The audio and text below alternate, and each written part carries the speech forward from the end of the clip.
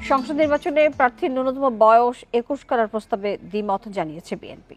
70 অনুচ্ছেদ পুরোপুরি বাতিল চায় না দলটি, তবে রাষ্ট্রপতির ক্ষমতা বাড়ানোর সুপারিশে একমত দলটি। বান্ডেল থাকলে প্রতি সেনমানিতে টাকা বাঁচবে। বিকাশ সেনমানি বান্ডেল কিনে জিতুন প্রতি লেনদেনে। এ নিয়ে আলোচনা করতে গুলশান থেকে আমাদের সঙ্গে যোগ দিচ্ছেন বিএনপির ভাইস চেয়ারম্যান আহমেদ আজম খান।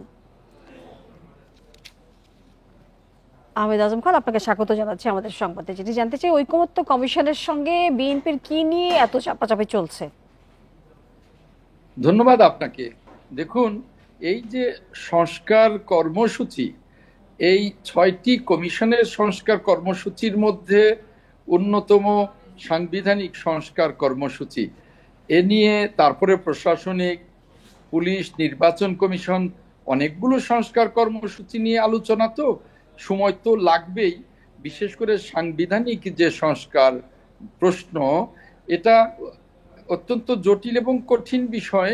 এটা নিয়ে বিএনপি বিস্তারিত আলোচনা করতে চায় কমিশনের সাথে, এবং তারপরে কমিশনের সাথে আলাপ আলোচনার ভিত্তিতে বিএনপি তার মতামতটি দিতে চায়, এবং তাই বিএনপি দিচ্ছে।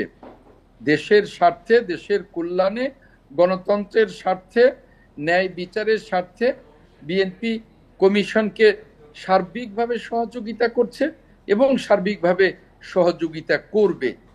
তাই আমাদের খুব পরিষ্কার কথা যে আমরা বিভিন্ন বিষয়ে বিস্তারিত আলোচনা করে কমিশনকে জানাবার চেষ্টা করছি, এবং কমিশনকে আরো সহযোগিতা করবার জন্য, আরো সভায় মিলিত হওয়ার জন্য আমাদের প্রোগ্রাম আছে, কর্মসূচি আছে।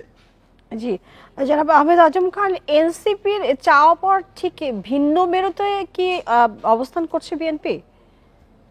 দেখুন, এনসিপি চাচ্ছে তাদের মতো করে বলতে, বিএনপি তাদের মতো করে বলছে। দুটি রাজনৈতিক দল, তাদের আলাদা আলাদা আদর্শ, আলাদা আলাদা দৃষ্টিভঙ্গি, এবং এটাই গণতন্ত্রের সৌন্দর্য। সকল দলের আদর্শ, সকল দলের দৃষ্টিভঙ্গি তো গণতন্ত্রে এক হয় না। কাজেই এনসিপি তাদের মতো বলছে, সেটা সম্ভব কি অসম্ভব সেটা কমিশন বিচার বিবেচনা করে দেখবে। বিএনপি তার মতো করেই যৌক্তিক এই সংস্কারের দাবিগুলো নিয়ে আলোচনা করছে।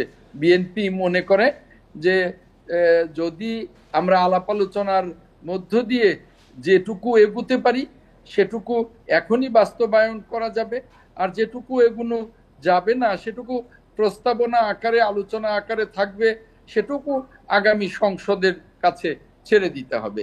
অর্থাৎ পুরো গণতান্ত্রিক প্রক্রিয়ার মধ্য দিয়েই বিএনপি সকল সংস্কারগুলোকে এগিয়ে নিয়ে যেতে চায়।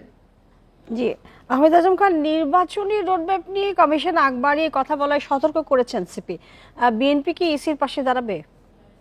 অবশ্যই বিএনপি ইসির পাশে দাঁড়াবে, কারণ এই মুহূর্তে যেটা সবচেয়ে বেশি দরকার সেটা হলো নির্বাচনী রুটম্যাপ ঘোষণা করা।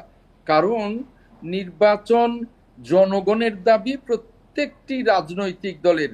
আমরা যারা দীর্ঘ 17 বছর রাজপথে ছিলাম, তার প্রত্যেকটি রাজনৈতিক দল।